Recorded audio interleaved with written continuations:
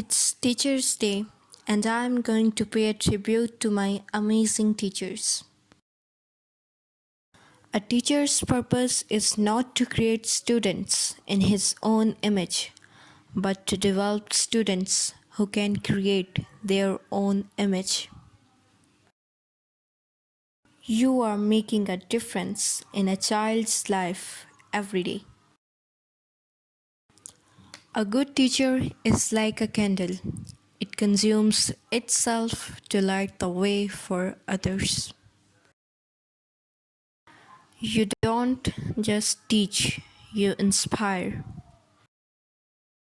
Dear teachers, we may not say this every day, but your inspirational words are like beautiful footprints that have been attached in our heart and mind forever. Thank you, teachers. Thank you. Thank you for opening our wings and teaching us to fly. Without you, we would have been lost. Thank you, teacher, for guiding us, inspiring us, and making us what we are today.